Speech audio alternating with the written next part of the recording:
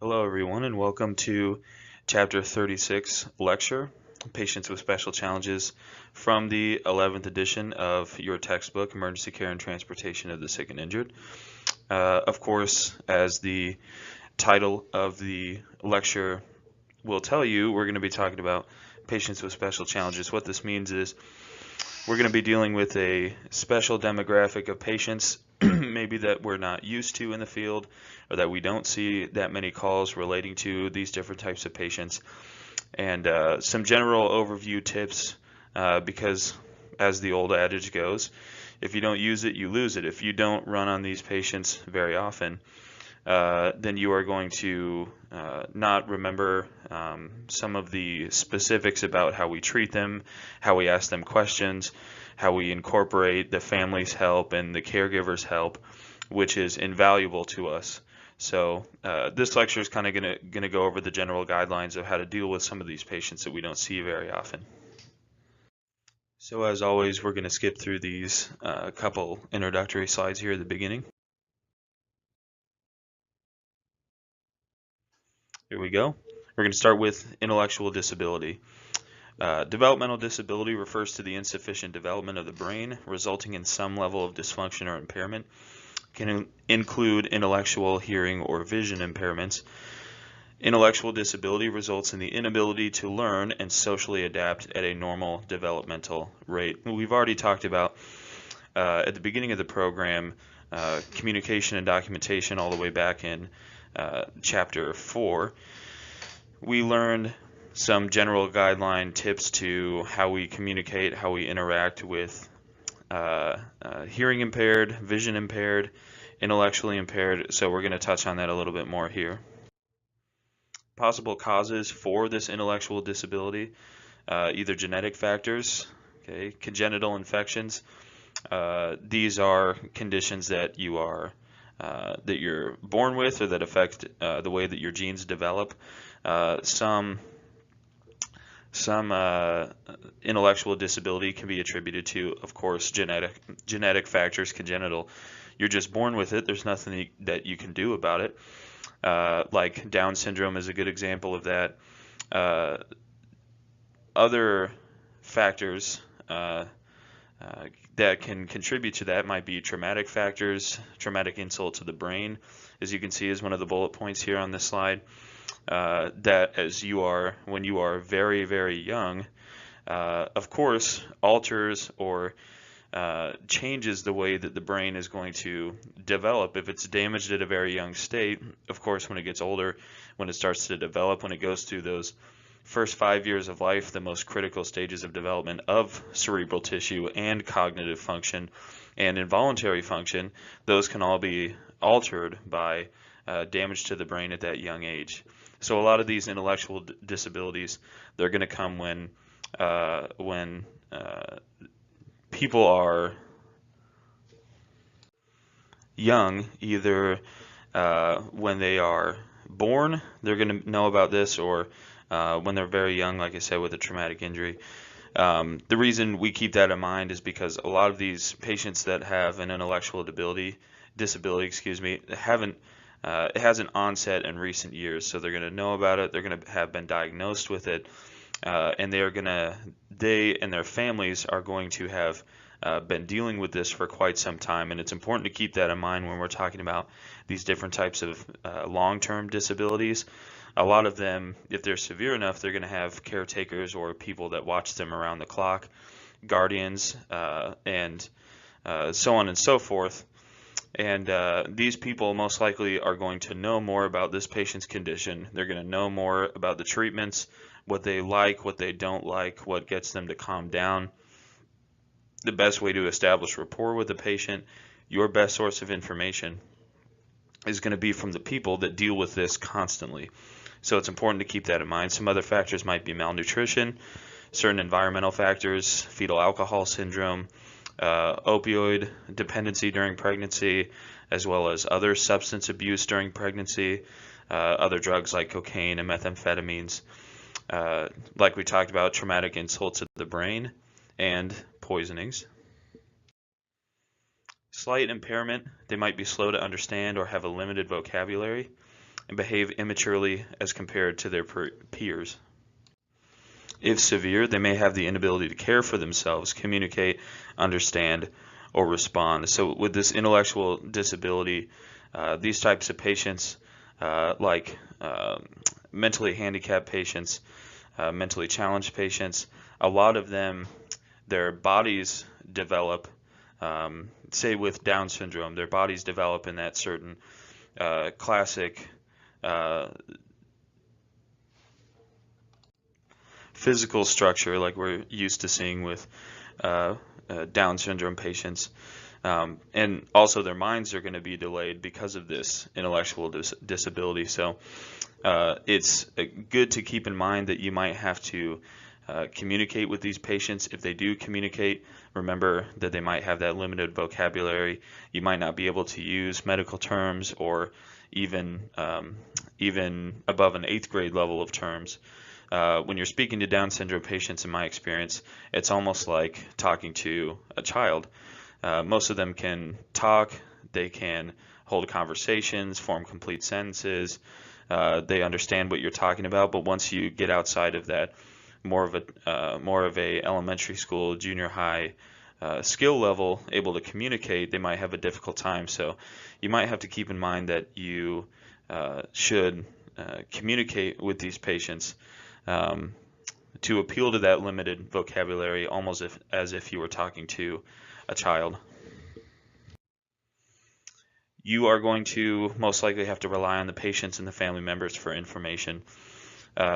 So, like I said, with intellectual disability, a lot of times our assessment and treatment and general guidelines are going to be that much similar to our assessment and interaction and treatment of a child, which a large part of, like we talked about in Chapter 7, Lifespan Development, a large part of that is having to rely on the patient's family members, their parents, for the information. You can ask a 6-year-old child, are you hurt? Are you sick? And they'll be able to talk to you and communicate with you, but you might not be able to get information like, can you tell me about your past pertinent medical history, or can you tell me about any surgeries you've had? When was the last time you've gone to the hospital? And that kind of information that they're not keyed into. The patient may have difficulty adjusting to change or a break in routine. And patients with intellectual disabilities are susceptible to the same diseases as other patients. And this is important to remember because no matter if they physically look different or we know they have that intellectual disability, they are still going to get colds and flus and have airway and respiratory problems and cardiovascular problems and traumatic problems the way that anybody else would, unless otherwise indicated by the patient's history or any sort of underlying medical condition or pre-existing medical condition. We're still going to treat these patients for the same ailments the way that we've learned in the book. Really, the adjustment is going to be how we interact with the patient and some few signs and symptoms and physical abnormalities that might alter the way we go about treating these patients. But for the most part, it's going to be the same. So autism spectrum disorder, spectrum is absolutely the most appropriate way to call this disorder. Like most forms of mental incapacitation, autism has a spectrum, which means there are people on the less severe side of the spectrum and there are people on the more severe side of the spectrum, and that's all depending on the way that the brain develops in the presence of this disorder. So usually autism is diagnosed at an early age, but not at an infant level, usually at the toddler level or maybe a little bit older. And that's because autism is characterized by an impairment of social interaction. And of course, babies don't have that much of a social interaction. As they start to get older, they should start to recognize the difference between genders. They should start to recognize faces, trust and mistrust, where they start to cultivate a relationship with parents, and eventually they'll have play dates and interact socially with other kids and with other adults. And autism is a delay or a disorder in that responding to social cues or being able to be a part of a group or really acting or responding to the social environment the way that we would expect as a society. And that's one of the first things that they look for when doctors go to diagnose a child with autism is they look for a lack of or absence of imagination or an imagination process.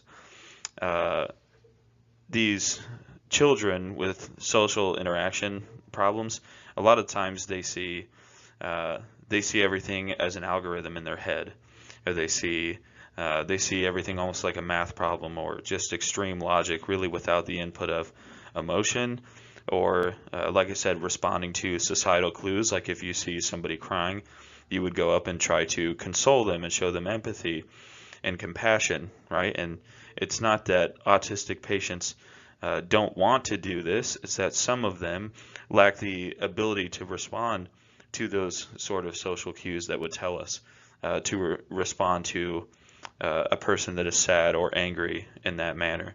So we could, as a result from that, we could see severe behavioral problems, repetitive motor activities like rubbing their hands together or snapping their fingers are a couple of the ones that I've seen. Really unprompted, they just do it because it's something that they like to do and it's something that they can control. Impairment in verbal and nonverbal skills. In the autism spectrum, there are high functioning autistic patients who would be considered people that do have a slight impairment of social interaction, but they are able to exist and function as an autonomous person in society with really not much impairment other than, of course, socially interacting with people or holding conversations or effectively communicating with other people. And they may be hyper or hyposensitive to sensory stimuli. There's the wide spectrum of disability like we talked about in the last slide. Patients have difficulty using or understanding nonverbal communication. Okay, they do best with simple one-step directions. Like I said, a lot of times they see things in their head like an algorithm, almost like a math problem, where they say, if I see this, then I do this, or if I see a person acting like this, then I will respond or I will say this. A lot of patients on the autism spectrum disorder, on the autism spectrum, a lot of families have to coach or teach their autistic kids to respond with "I love you," and it's not that they don't love their family or their parents. It's that they don't respond to those cues like we talked about, like the way that they should. So a lot of families will teach their autistic children, when I say I love you, I want you to say I love you back. Affect males 4 times more likely than females and typically diagnosed by the age of 3. Older adults may have not been diagnosed. A lot of these patients go through most of their life just thinking that they are extreme introverts or that nobody really gets them or understands them, which is quite sad, but in reality they have this social impairment of autism and they just never figured it out. They never went to the doctor, they never went and got diagnosed. And it really is a huge weight off of this patient's shoulders when they do go to see a appropriate physician and they're actually officially diagnosed as having autism.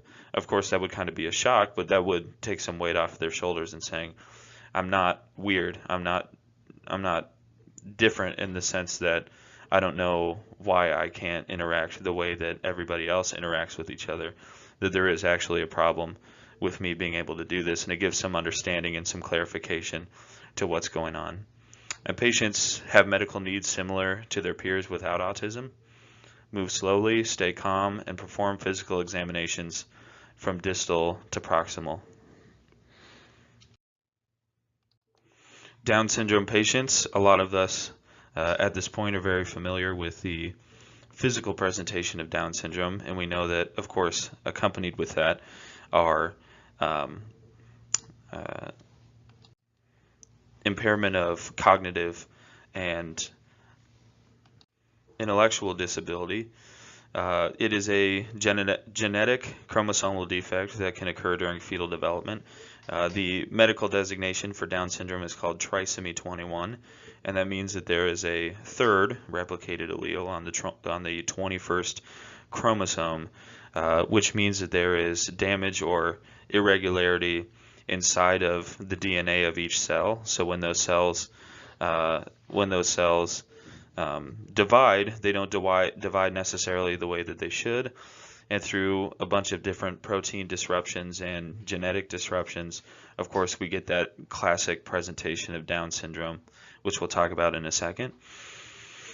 Some of the risk factors for Down syndrome are increased maternal age. If the mom is quite older when she gives birth to a child, there is an increased risk of Down syndrome, and a family history of having Down syndrome is also a risk factor.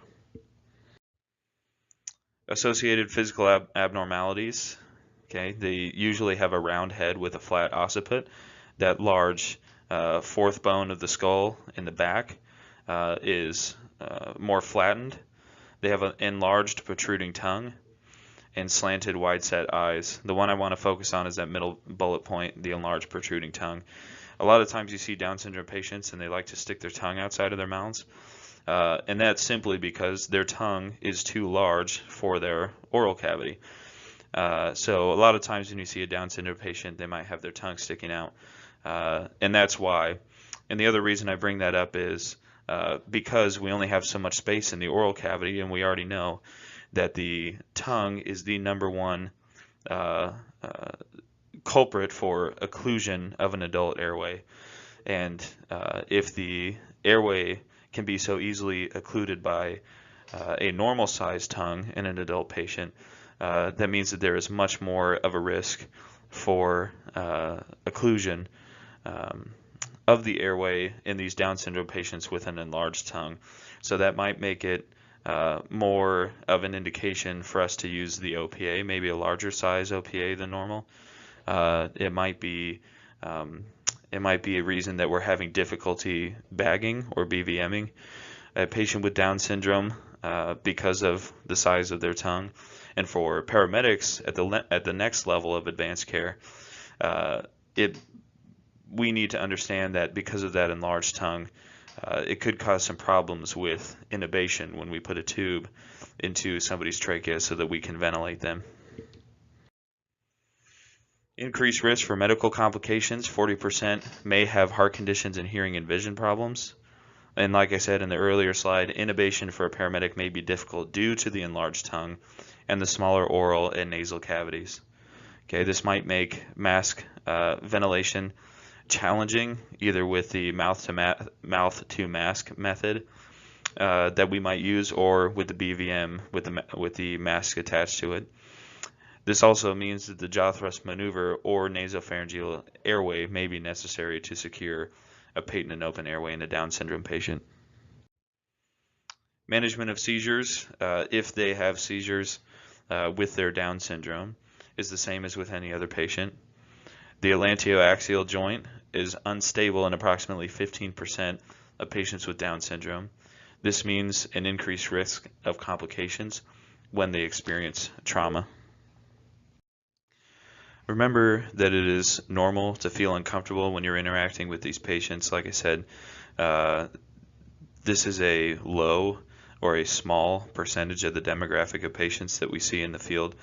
So it might be, you might feel uncomfortable when you're interacting, assessing, or treating these patients just because we don't get the chance to see them very often. We feel pretty confident after a while with treating and assessing geriatric patients and bariatric patients because we do see those more often than not. Geriatrics account for the majority of calls that we run in the field, but these patients we might not see very often, so it's normal to feel uncomfortable. But understand that we're going to treat the patient as we would any other patient. Like we talked about, a lot of the signs and symptoms, a lot of the presentations of different illnesses and ailments for these patients are going to be the same as with any other quote-unquote normal patient. we're going to approach them in a calm and friendly manner like we would with any other patient, and like we've talked about before, establishing rapport, getting that baseline of trust with the patient is the best way to go about doing an assessment and providing interventions. Introduce your team members, explain exactly what you are going to do, both to the patient, again, maybe in more of a childlike manner, as if we were interacting with or assessing a pediatric patient. Move slowly but deliberately. Watch carefully for signs of fear. If you do see signs of fear, elicit the family's help or the caregiver's help, people that they trust, people that they spend a lot of time with, to give you some pointers or tips on how to alleviate that fear. Make sure that you are at eye level, again, much like that of a child. Soothe the patient's anxiety. A lot of this is going to come from, again, establishing that baseline of trust, rapport, and establish trust and communication. Brain injury. Patients with a prior brain injury may be difficult to treat. Talk with the patient and the family and establish what is considered normal for the patient, establish the patient's baseline. It would be a good idea to ask the family, really, with any type of patient, what are they like normally? What do you see about them right now that's different or concerning you? Because they spend much more time with the patient than we ever will or ever have, and they're going to be able to tell you they're normally not this altered, or they don't have slurred speech like this, or they don't typically have breathing problems like this. And that really can play into not only our nature of illness, but could give us some insight into their chief complaint. Visual impairment. We've talked about visual and hearing impairment in Communication and Documentation, Chapter 4. So again, this should be just a review for you and some overview of the general guidelines of how to interact with these types of impairments. Possible causes for visual impairment might be a congenital defect, you're born with it. It could be from a disease. It could be from brain, spinal cord, or ocular injury, or it could be degeneration of the eyeball optic nerve or nerve pathway, and that might be attributed more to aging, getting older. Visual impairments, like everything else we talk about, this is a range or a spectrum. Okay, so they might have a spectrum and degree of visual impairment.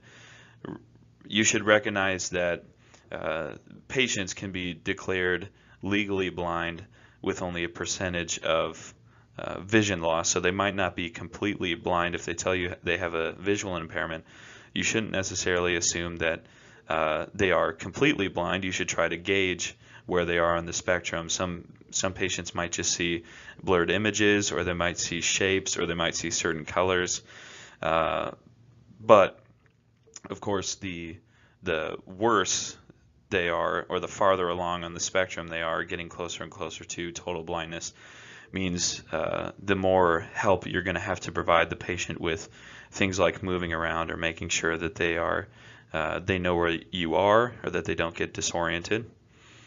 Okay, visual impairments may be difficult to recognize, and if you have any doubt, if you have any question, just ask the patient. Patient interaction: make yourself known when you enter. Introduce yourself and your team just like you would to any other patient. Retrieve any visual aids and give them to your patient. Okay, remember that the patient may feel vulnerable and disoriented, especially with somebody that's completely blind. If you take them from their house where they've lived for a long time and they know exactly how many steps in which direction will get them to what room, or some sort of structure, when you remove them from the house or from their normal setting, their normal environment, of course they're going to feel disoriented because they have no idea where they are. They don't have any recollection of space or time, and so you're going to have to stay in constant verbal communication and physical contact with these patients to let them know where you are, to communicate any obstacles in their way if you're leading them to the gurney or if they're in the ambulance. And something as simple as keeping a hand on one of their shoulders while you are moving around The ambulance keeps them oriented in the sense that they always know where you are at any time during the transport. Transport considerations: take a cane or a walker if they use one. Anything that improves or eases their quality of life. Of course, we're not going to leave that at home. We're going to take that with us. That's no problem for us. Make arrangements for care or accompaniment of a service animal. Patients should be gently guided, never pushed or pulled, and communicate obstacles in advance. Hearing impairment problems, again, it's a spectrum. Problems range from slight hearing loss to total deafness. Again, just like visual impairments, hearing impaired patients have a spectrum where they might only have to have so much of a percentage of hearing loss to be classified as deaf or hearing impaired. The patients may be able to speak, sometimes they may not, and many older patients should have some hearing loss. You should never expect that geriatric patients, you should never expect that they have hearing loss or vision loss, but understand that as a part of getting older, or the aging process, the degradation process the body goes through as we get closer to old age or to death ultimately, that those systems start to break down. So it could be a good possibility that you have a geriatric patient that might have a degree of hearing or vision loss. Sensory neural deafness is caused by nerve damage as opposed to conductive hearing loss, which is caused by faulty transmission of sound waves. And that's a real fancy way of saying that there's something blocking the external auditory canal. Of course, when you speak or when noise is emitted, when sound is emitted, those sound waves travel through the air and make their way into the external auditory canal, the hole that leads into your ear, and causes the tympanic membrane or the eardrum to vibrate. And it goes through a series of structures in the middle and inner ear, those vibrations do, and eventually they are transmitted to the brain, the part of the brain that processes sound and processes speech, and the brain will make out what that noise is. So conductive hearing loss is something that's blocking those sound waves from making their way into the inner ear so that the brain can transmit it and read it as sound. Clues that a person could be hearing impaired: the presence of hearing aids that you see. The older types of hearing aids that a lot of geriatric patients have are very easy to spot because they do stick out of the ear to some degree, and they're usually a orangish, reddish orange color. But the new hearing aids that are just coming out, that are newer, sometimes it might be hard to tell because they have clear tubing that wraps around the ear, and they're very small to begin with, so it might take some investigation or asking questions to actually ascertain whether or not your patient is wearing hearing aids. A poor pronunciation of words might clue you into the fact that they're hearing impaired, and failure to respond to your presence or your questions. Communication with hearing impaired patients: assist the patient with finding and inserting any hearing aids. Face the patient while you communicate. Do not exaggerate your lip movements or look away. A lot of hearing impaired patients, especially totally deaf patients, have become very, very attuned to reading somebody's lips. So you don't necessarily have to know sign language to communicate with a hearing impaired patient. But face them, look them in the eye, allow them to see your face when you're talking to them. You don't have to yell at them. That's not going to make anything any better. In fact, you should do quite the opposite. You should lower the pitch of your voice, and that might help a patient that can hear somewhat or has only partial hearing loss to be able to hear you that much more appropriately. Position yourself approximately 18 inches directly in front of the patient, like I said, so that they can see your face and that they can see your lips. Most people who are hearing impaired have learned to use body language like hand gestures and lip reading. Do not speak louder. Instead, try lowering the pitch of your voice. Ask the patient, how would you like me to communicate with you? Learning some American Sign Language may be useful, There's a couple examples in the book, a couple pictures in the book of some different types of communication techniques using American Sign Language for words like hurt and sick and help. So if you know American Sign Language, that could benefit you greatly in communicating with a deaf patient. But if not, we're not required to know it. If you know a couple of small phrases or keywords, that might go a long way with the patient. But ultimately, if they can read your lips or using a pen and paper to write out your questions, they can easily respond to you. Speak slowly and distinctly to a less impaired ear. Change to a speak with a lower pitched voice. Provide paper and pencil, and use the reverse stethoscope technique. I've actually used this before, and it's worked out pretty well for me, where I had a patient with about 80% hearing loss in both ears. And so I put the stethoscope in their ears and then talked in a normal pitch, normal strength of my voice into the diaphragm of the stethoscope, where we would normally place that on the patient's body to listen to lung sounds or something like that. Of course, we know that the stethoscope amplifies sound that comes through it, and that could be a good communication technique for these kinds of patients. And here you see on this slide a couple different pictures of some communication techniques using American Sign Language. That first one picture that you see on the far left of your screen is sick, and the middle picture that you see on the slide is hurt or pain, and the picture that you see on the far right is help. Do you need help? So knowing a couple of these could, like I said, go a long way with your initial communication with hearing impaired patients. Hearing aids make sound louder. Okay, they may be external or internal. And there are several types that are available: behind the ear, conventional body, in the canal, or in the ear. You'll see some pictures, some examples in your book and in these slides later on. Devices should fit snugly.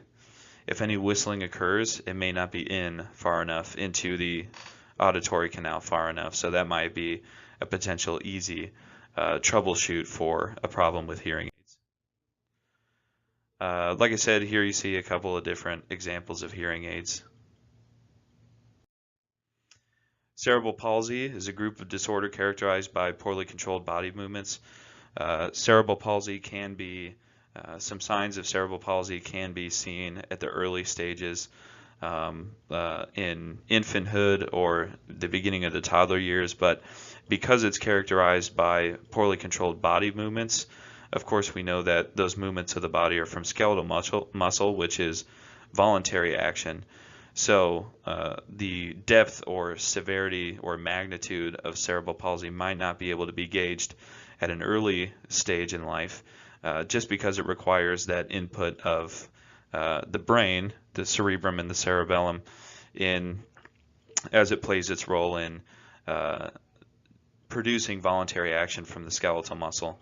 So as the child grows and develops and they become more mobile and they start using their extremities to interact with the environment or crawl or walk, is really where we're going to see the magnitude of the cerebral palsy. Some possible causes of CP could be damage to the developing brain in utero, oxygen deprivation at birth, traumatic brain injury, and infections such as meningitis during early childhood. Symptoms could include poor posture. Again, your skeletal muscle plays a massive role not only in the way that you move, but in the posture that you present with. Uncontrolled spastic movements, visual and hearing impairments, difficulty communicating, and an unsteady gait. Considerations: observe their airway closely and suction as needed.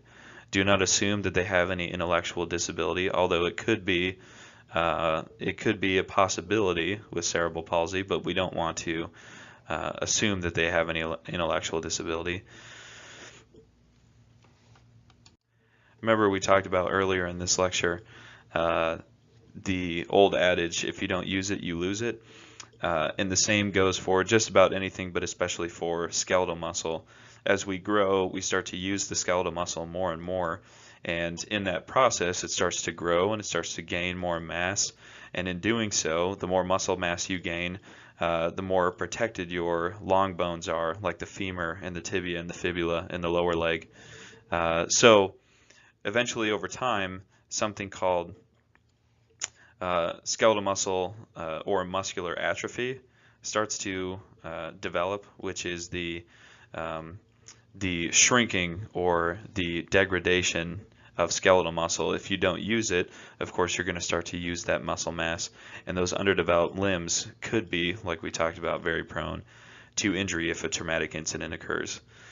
Ataxic or unsteady gait makes patients prone to falls. Remember that ataxia means a inability to correctly coordinate muscle movements, especially skeletal muscle. The patient may have a special pillow or chair, and if we can accommodate the patient in taking those items with us, then of course we would be more than happy to do so.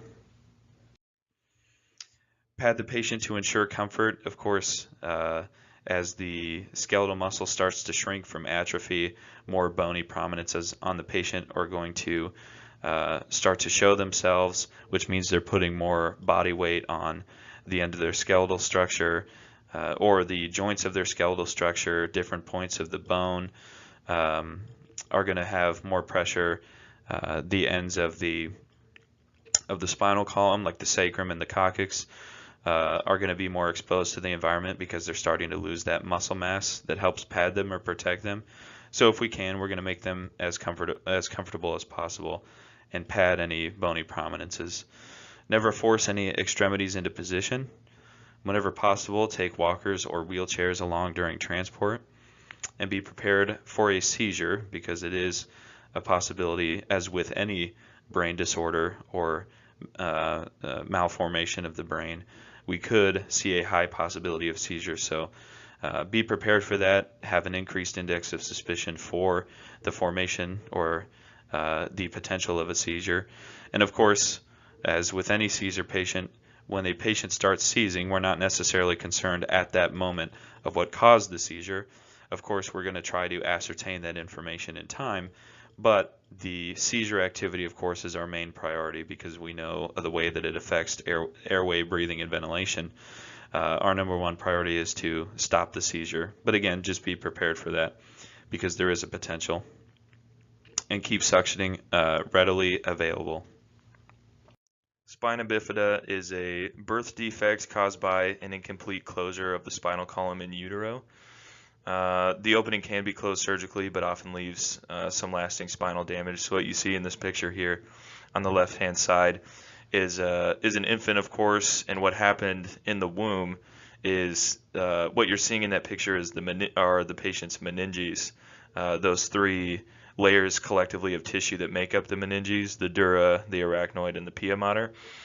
Those formed or exited through a small opening in the infant's back while it was still in the womb, while the spinal cord and the skin were still developing. And just like the slide says, this can be remedied surgically. However, that doesn't mean that the patient isn't going to have long-lasting effects. They might be paralyzed from the waist down. They might have constant numbness and tingling. They might have sort of similar signs and symptoms of cerebral palsy in the sense that they might not have explicit control over their voluntary motor activity in the lower extremities.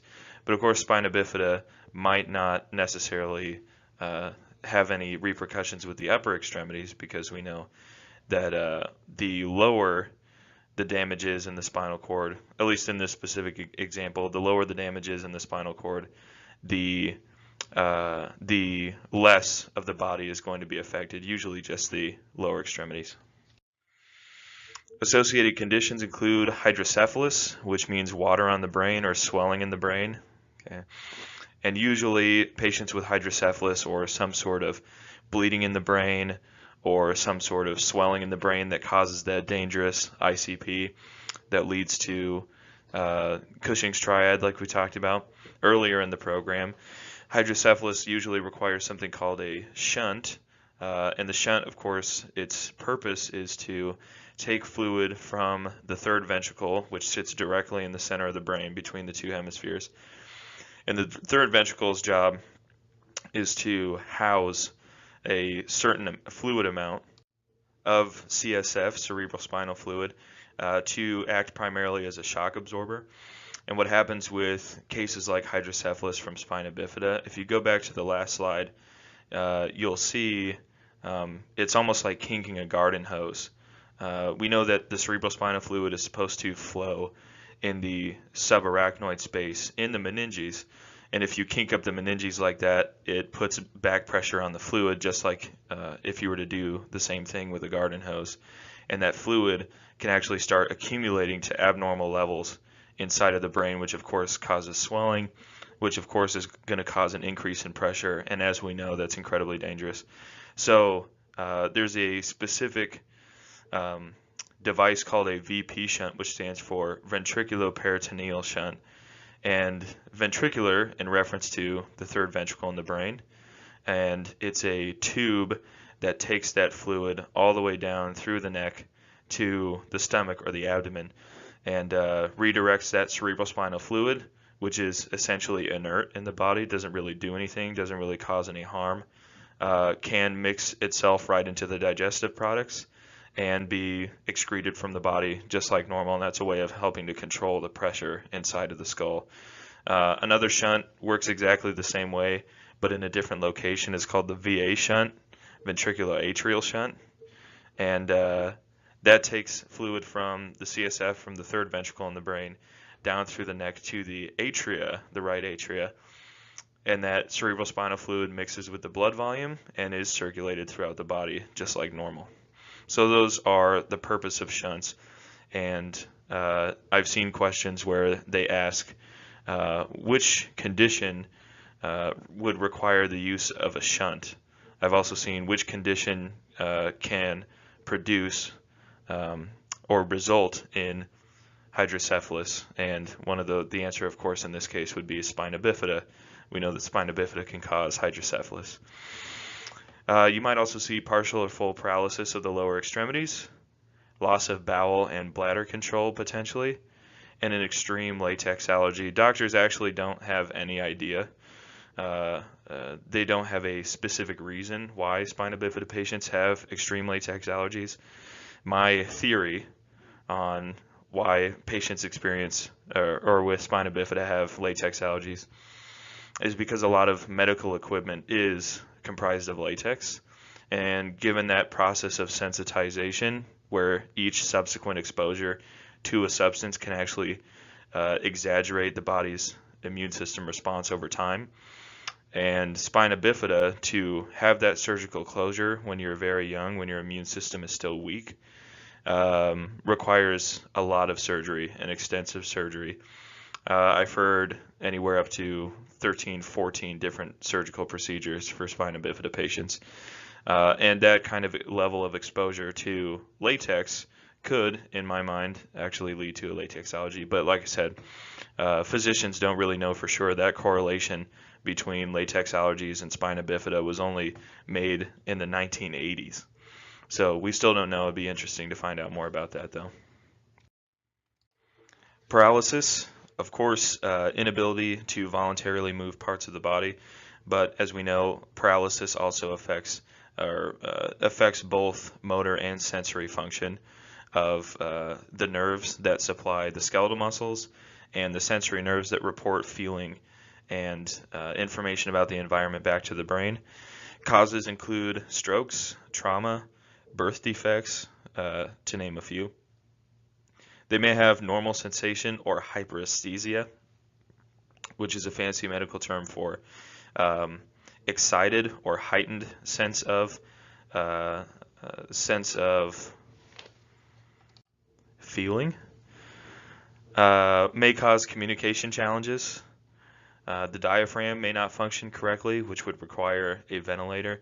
Like we talked about, we know that the cervical spine, 1 through 7, cervical vertebra.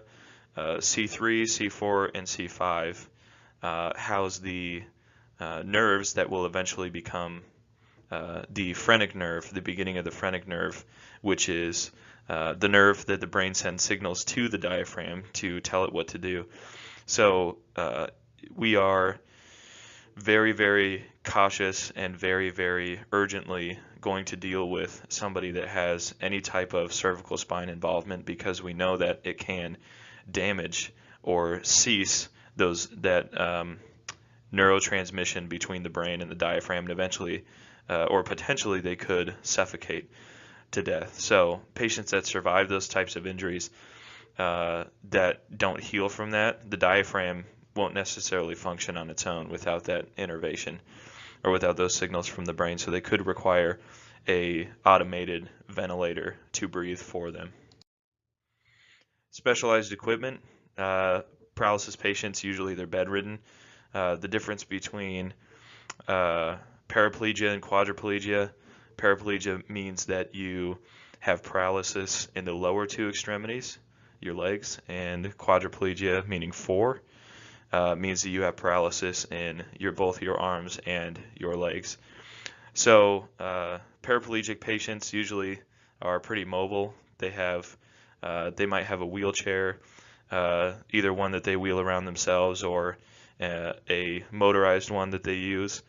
But the patients usually that are bedridden are going to be the quadriplegic patients, and they might have other specialized equipment that you see here: urinary catheters, which is a tube inserted into the urethra. That, of course, its purpose is to collect urine. Tracheostomy tubes, which are surgical. Excuse me. This says tracheotomy tubes. Tracheotomy tubes are surgical openings into the trachea with a small tube that actually serves as their airway. It's a direct line into the trachea. So it's important with these to understand or to remember with these. It's important to remember that patients actually breathe through these tracheotomy tubes. They don't breathe through their mouth and nose anymore. They actually breathe through the tube itself. So it's important to remember, we'll talk about it in a little bit in this chapter, that fact that these patients any patient that has a tracheotomy tube do not breathe through their mouth and nose anymore. Colostomy bags are surgical connection between the colon, which is the large intestine, and the surface of the body. And fecal matter actually moves the way that it does normally through the digestive system, but is actually exited through the body at this point and collected in a bag that's on the outside of the skin. And of course, feeding tubes, either orogastric tubes, which go through the mouth into the stomach, or nasogastric tubes, which go from the nose into the stomach, for the purpose of artificially feeding a patient with a nutrient solution directly into their stomach. Each type of spinal cord paralysis requires its own equipment and may have its own complications. Always take great care when lifting or moving a paralyzed patient. This last point is really important to remember, to ask the patient how it is best to move them before you transport them. Remember that these patients have been struggling with this condition for a long time, and they're going to know more about their condition and know more about what's best for them than you do. So elicit their help in asking them what's the best way to go about doing this for not only your safety, but also for dignity as well. Bariatric patients, we define these patients with a range of ideal body weight. So obesity is a person that has excessive body fat. Obesity is 30% over your ideal body weight. And severe obesity or morbidly obese would be 2 to 3 times over your ideal body weight. Very simply put, it's an imbalance between calories consumed and calories used. If you eat way more calories in food than the calorie amount that you burn off using energy to live and move and for the metabolic process every day, then of course you are going to store those calories in the form of fat on your body. It may be attributed to low metabolic rate or genetic predisposition. Quality of life is negatively affected. Okay, usually these patients are confined to their house. They might be bedridden. Some bariatric patients are so morbidly obese that they might not leave their house or their room even for years. And of course, bariatric patients are going to have a slew of associated health problems they could, such as mobility difficulties, diabetes, hypertension, heart disease, and stroke. Interaction with a patient that is obese. Okay, patients may be embarrassed. Okay, again, just like we talked about a couple slides ago, protecting a patient's dignity is especially true for patients that are obese. Plan early for extra help or equipment like we talked about in Chapter 8, lifting and moving patients. You definitely don't want to be a hero and try to lift more weight than you know that you can. You risk injury for not only your patient from dropping them, but you also risk injury for yourself.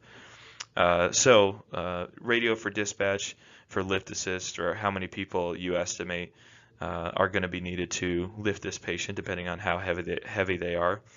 Find the easiest and the safest exit. Do not risk dropping the patient or injuring a team member. Treat the patient with dignity and respect. Ask your patient how it is best to move him or her before attempting to do so.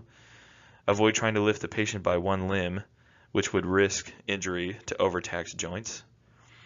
And coordinate and communicate all moves to all team members prior to starting the lift, making sure everybody's on the same page before you actually try to move that patient. If the move becomes uncontrolled at any point, stop, reposition, and resume. Look for pinch or pressure points from equipment, such as a deep vein thrombosis, which could cause a deep vein thrombosis.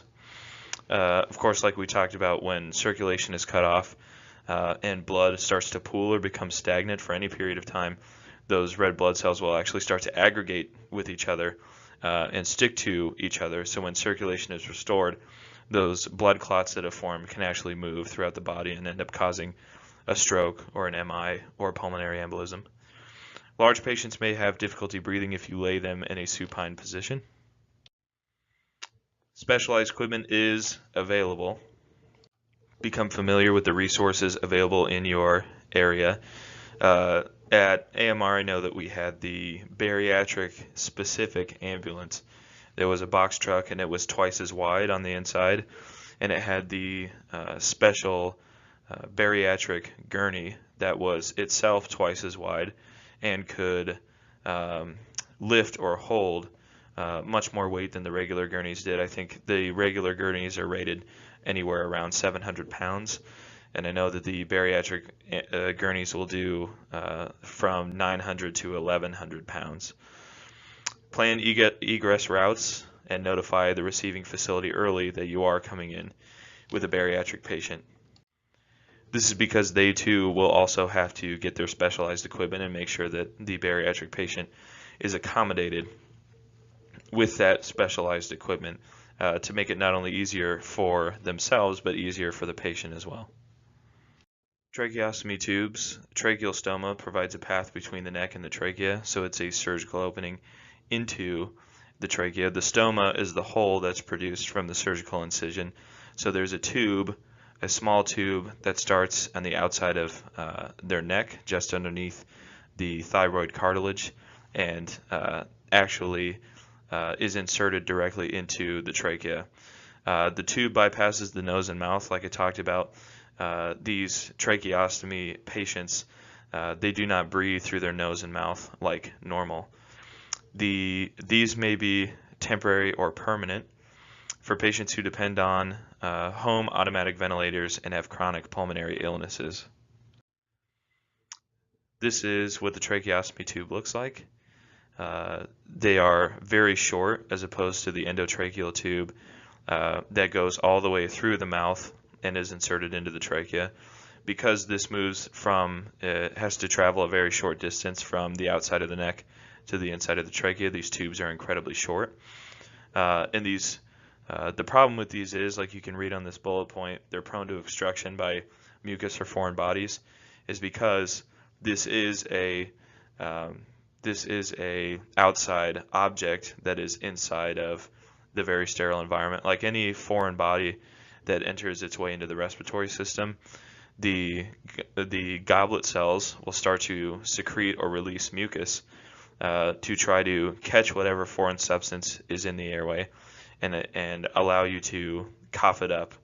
But unfortunately, we don't want this tube to be removed, so those goblet cells produce mucus, which just end up clogging or plugging up these tracheostomy tubes.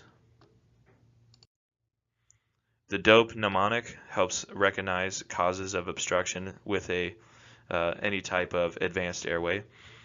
D stands for displacement, dislodgement, or a damaged tube. Obstruction of the tube. P stands for pneumothorax, which is a popped lung, and E stands for equipment failure. So these are some of the things that could go wrong with a tracheostomy tube or any type of tube that would let us know that there's a problem with the tube and potentially an issue with airway management or airway and breathing for the patient. Common problems. There may be bleeding or air leaking around the tube. The tube can become loose or dislodged, and the opening around the tube may become infected. Management. Maintain an open airway. Suction the tube if necessary to clear a mucus plug. That's simple for us. We just take the rigid suction catheter like normal and place it on the top of the tube and suction as normal. Maintain the patient in a position of comfort, in a position that is easiest for them to breathe. Administer supplemental oxygen and provide transport to the hospital. On another note, these tracheostomy tubes, the connecting portion of the top of the tube is universally manufactured to specific measurements. And the point being is that all of these different types of tubes, even though they come from different manufacturers, have to have the same universal size for the purpose of any provider at any facility with any other type of equipment should be able to use a BVM or some other type of device that fits this tracheostomy tube no matter where it came from. So if the patient requires ventilatory assistance, and it would be the same for any other patient, we use the BVM for patients who are not breathing at all, are breathing rapid and deep, and slow and shallow. And any patient with compromised tidal volume, even if they have a tracheostomy tube, it's a simple fix for us. We shouldn't get freaked out because they have a tube. All we need to do is remove them from the ventilator that they're on. Just take that off of the tube. Use your normal BVM device, which, like I said, those universal manufacturing specs. The BVM without the mask will attach directly to the top of the tracheostomy tube, and we would ventilate the patient just like normal. 1 breath every 5 to 6 seconds, 10 to 12 a minute, looking for equal and adequate chest rise and fall. It's that simple. Mechanical ventilators used when patients cannot breathe without assistance. Possible causes could be a congenital defect, chronic lung disease, traumatic brain injury, or muscular dystrophy. If a ventilator malfunctions, remove the patient from the ventilator. Apply a tracheostomy collar, which will be provided by your company if you are approved to run these sort of calls. Some ambulances have equipment that is specific or is needed to be able to run calls on patients that require ventilators, and other ambulances do not. So at the beginning of the shift, you'll know if you are on a truck that's capable of running calls on patients with ventilators or not. but if you do, you will have a tracheostomy collar, and it's designed to cover the tracheostomy hole, which then would allow the patient to have an airway through the mouth and the nose like we are used to. So we would manage the airway in that sense. But if you don't have a tracheostomy collar, then of course the patient does not breathe through their mouth and nose, and we would need to ventilate them and suction them through the tube. And we can improvise by placing a face mask over the stoma. If somebody has a stoma and they're not on a ventilator, if they have a tube in place, they still breathe through that tube, even if they are not on an automated ventilator. If they breathe on their own and the patient needs oxygen, be very simple to just put high flow oxygen through a pediatric mask, a smaller non-rebreather, and put that non-rebreather directly over the tracheostomy tube, not over their mouth and nose, but through the tube, because they breathe through that tube now. Okay, caregivers generally will know how the equipment works. Usually only paramedics are trained on how to use ventilators like this, but if you are trying to troubleshoot a ventilator, the caregiver will have to have specific training and knowledge of how to use these ventilators, so you should definitely elicit their help. Apnea monitors are used for infants who are premature and have severe gastroesophageal reflux. They might have a family history of SIDS and get an apnea monitor, or experience an apparent life-threatening event. They're typically used 2 weeks to 2 months after birth to monitor the respiratory system. It sounds an alarm if the infant experiences bradycardia or apnea. Remember that apnea means the cessation of breathing, and bradycardia means a slow pulse rate. So the reason that the apnea monitor assesses for both apnea and bradycardia, we talked about that the number one cause of cardiovascular failure or circulatory failure in an infant comes from respiratory problems first. So if they are breathing inadequately, eventually the heart muscle that is now low on oxygenation is going to become increasingly bradycardic. So the apnea monitor figures that with young children knowing that most of the time their cardiovascular problems result from respiratory problems first, if the child becomes increasingly bradycardic, the alarm will sound, which could indicate that the infant is not breathing appropriately, and would sound an alarm to let the caregiver know that something is wrong. It's attached to the infant with electrodes or a belt around their chest or stomach, and will provide a pulse oximetry reading as well. Internal cardiac pacemakers, remember that there's a difference between the implanted pacemaker and an implanted defibrillator. Pacemakers are continuous with wires attached directly to the heart muscle and take the place of the SA node.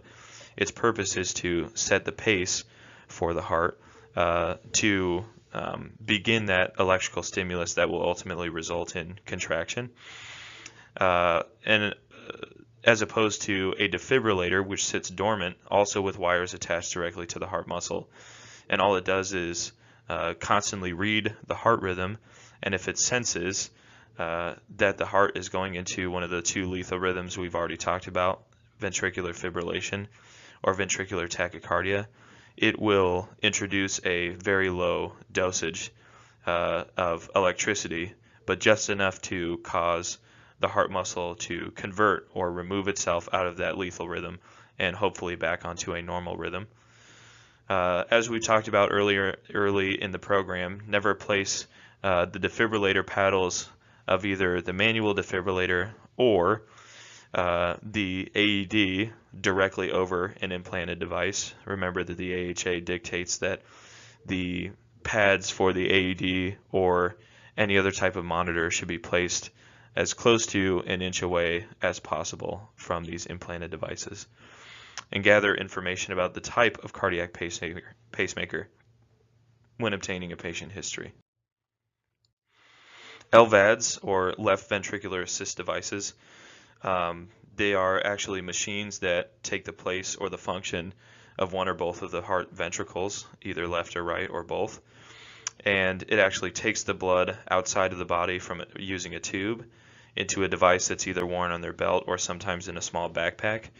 And that machine is responsible for taking the blood away from the ventricles outside of the body, and the machine will pump that blood back into the aorta to circulate through the rest of the body. So it's literally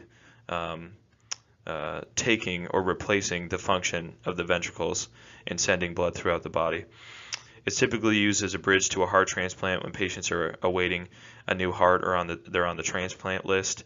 Of course, they run the extreme risk of dying in between that period of initial illness and getting a new heart, or when a new heart becomes available. So these LVADs can actually help keep them alive or bridge the gap between that time and assist the heart in doing its job to keep the patient alive. It may be difficult to palpate a pulse because it's no longer the forceful contraction of the heart that's sending pressure waves through the body. It's actually this machine, so you might not be able to really feel pulses at all. Maintain support measures and basic care. You're not supposed to be trained on how to use LVADs. They're actually pretty rare in the field as is, where we wouldn't necessarily see these all of the time. But of course, the patient who has one implanted has to be trained to a degree, so it'd be good to elicit their help in asking about the specifics or troubleshooting of an LVAD. But again, we're going to administer supportive care ABCs and BLS to these patients until we can get them to the hospital. External defibrillator vest is a vest with built-in monitoring electrodes and defibrillation pads worn by the patient under his or her clothing, attached to a monitor that provides alerts and delivers a shock if needed, if one of those two lethal rhythms are recognized. If a patient is in cardiac arrest, the vest should remain in place while you perform CPR. Central venous catheters, also called central lines. It's a catheter with its tip placed directly into the vena cava to provide immediate venous access. Used for many types of home care patients. Common locations that the central line could be placed is in the chest directly, the upper arm, or in the subclavian area just below the clavicle. Here you see a picture, an example of one.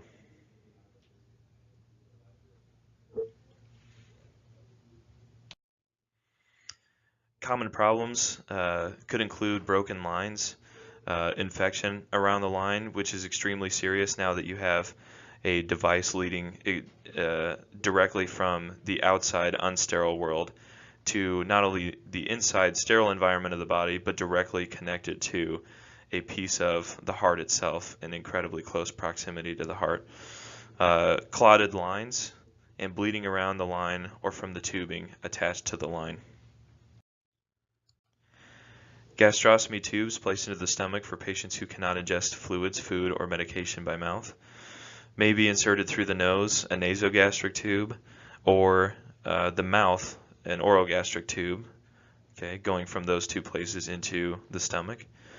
It may be placed surgically directly into the stomach through the abdominal wall. And here's an example of the last bullet point of a gastrostomy tube that's implanted directly from the skin of the abdominal wall into the stomach. The tube may become dislodged. You should immediately stop the flow of any fluids and of course cover that hole, that resulting hole, with a occlusive dressing or a sterile dressing at the very least. Assess for signs or symptoms of bleeding into the stomach, which could be vague abdominal discomfort, nausea, vomiting, which is especially coffee ground emesis, which could denote fecal matter in the emesis, or blood in the emesis. And of course we call blood, in the medical term for blood in emesis is called hematemesis. Of course, these patients have an increased risk of aspiration or actually breathing in contents into the lungs other than air. Always have suction readily available, and patients with difficulty breathing should be transported while sitting or lying on their right side. with the head elevated 30 degrees. Continue tube feeding unless the tube is dysfunctional, dislodged, or partially dislodged. Shunts we already talked about a little bit earlier for hydrocephalus. Of course, their primary purpose is to drain some of the excess fluid from the brain and put it somewhere else in the body to make sure that we prevent the buildup of fluids and prevent the resulting increase in cranial pressure. These are for patients with chronic neurologic conditions. The fluid reservoir, the reason that, or the way that you might be able to tell that somebody has a shunt if they don't tell you directly, is the fluid reservoir, which is a device beneath the skin on one side of the head behind the ear. This is harder to see in adults with the development of hair and that subcutaneous tissue that inevitably gets thicker as you grow older, but it's very prominent, very easy to see in infants, and it should alert you to the presence of a shunt. The different types we already talked about: the ventricular peritoneal shunt or the ventricular atrial shunt. Blocked or infected shunts may cause changes in the mental status and respiratory arrest. Okay. Of course, the purpose of the shunt is to drain that fluid away from the brain to prevent Cushing's triad or to prevent increased cranial pressure. And if it becomes blocked or infected, it's not going to be able to drain fluid the way that it should, and of course can result in that rapid change in the mental status or airway and breathing problems. Infection may occur within 2 months after the insertion of the shunt. So if it's a fresh shunt and you have any reason to suspect that they are having some sort of reaction or fever or any signs and symptoms that would indicate a infection, realize that that could be a possibility. Even though we can't directly do anything about the infection, it's still good to understand that brand new shunts that are directly placed have a high incidence of resulting in an infection. Signs of distress: high-pitched cry or bulging fontanelles, especially in infants, headache, projectile vomiting, altered mental status, irritability, fever, and nausea vomiting. Difficulty with coordination, such as ataxia, which is a problem with coordinating voluntary muscle movements, blurred vision, seizures potentially, redness along the shunt track, which of course would indicate you or clue you into the presence of an infection of the shunt, bradycardia, which is slowing of the heart rate, or heart dysrhythmias. Vagal nerve stimulators are a treatment for seizures not controlled with medications, so they're potentially an alternative treatment for seizures as opposed to medications like gabapentin. They are surgically implanted devices that stimulate the vagus nerve to release acetylcholine, which is integral in stopping seizure activity. Used in children older than 12 years. Located under the patient's skin, it's about the size of a silver dollar. And if you encounter a patient with this device, contact medical control for guidance or follow your local protocols. Colostomies, ileostomies, and urostomies.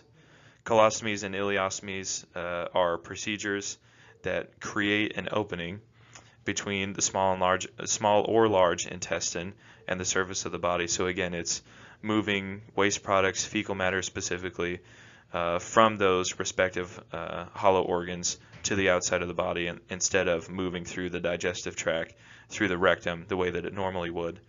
Allows for elimination of waste products into a clear external bag or pouch. Assess for dehydration if the patient has been complaining of diarrhea or vomiting. The area around the stoma is prone to infection. Not only is there an opening from the unsterile outside world to the sterile inside environment of the body, but you also have fecal matter, which is very unsterile, moving through that opening of the skin. And so the incidence for infection is incredibly high. So always, if the patient has a stoma or a colostomy or an ileostomy or any of these implanted devices into the body that we've talked about today, that you are assessing for any incidence of infection. Signs of infection, of course, include redness, warm skin around the stoma, tenderness over the colostomy or the ileostomy site. A urostomy is a surgical procedure that connects the urinary system to the surface of the skin. So it's exactly the same mechanism as the colostomy and the ileostomy, except now we are dealing with urine or liquid waste product. And it allows the urine to drain through a stoma in the abdominal wall. Of course, contact medical control or follow local protocols for care of a patient with a colostomy, ileostomy, or urostomy bag. Patient assessment guidelines. Interaction with the caregiver is an important part of the patient assessment process. Like I said, these patients and caregivers have been dealing with these ailments and these devices a lot more frequently than you have. They have much more experience, so always elicit their help in not only determining the patient's condition, gaining a history on the patient, getting appropriate assessment information that you need, but also troubleshooting devices or asking what is the best way to care for this patient. Home care occurs within the home environment, represents a spectrum of populations including infants, older adults, chronic illnesses, and developmental disabilities. Services include delivering meals, cleaning, laundry, maintenance, physical therapy, and personal care. EMS may be called to the residence by a home care provider. Obtain baseline health status and a history from the home care provider and proceed through your assessment, treatment, and transportation of the patient as normal. Hospice care in terminally ill patients. Terminally ill may receive hospice care at a hospice facility or at home. Most of them have a DNR order. If they do, we want to make sure we abide by the legal specifications laid out before us for honoring a DNR. They may have medical orders for the scope of treatment that is allowed for these patients. Remember that comfort care means palliative care, which is basically just pain medications. Palliative care has absolutely no intention of curing or treating this patient's condition, but just to ease the pain that the patient has, make them as comfortable as possible as they move closer and closer towards inevitably death. Follow local protocols, the patient's wishes, and legal documents. Bring documentation to the hospital. Show compassion, understanding, and sensitivity like we do for all patients. Ascertain the family's wishes regarding transport. Allow a family member to accompany the patient. And follow local protocols for handling the death of a patient. Poverty and homelessness. Usually these patients are unable to provide for their basic needs. Disease prevention strategies are absent, which leads to an increased probability of diseases. The homeless population includes those who might have a mental illness or brain trauma, domestic violence victims, drug or alcohol abuse victims, impoverished families. Be an advocate for all of your patients, no matter their predisposition or their attitude or the way that they treat you or their socioeconomic status. We want to make sure that we treat patients the same every single time because we don't get to pick and choose the patients that we get, and we never want to get tunnel vision in the sense that this is just going to be a call for some homeless person that really doesn't have anything going on, because they potentially could have an emergency or a life-threatening issue. All healthcare facilities must provide assessment and treatment regardless of the patient's ability to pay. This definition is exactly what the EMTALA Act did for patients. Like I said, it basically dictates that all healthcare facilities have to provide at least stabilizing care to any patient that comes in, regardless of their ability to pay. And become familiar with social services resources within your community.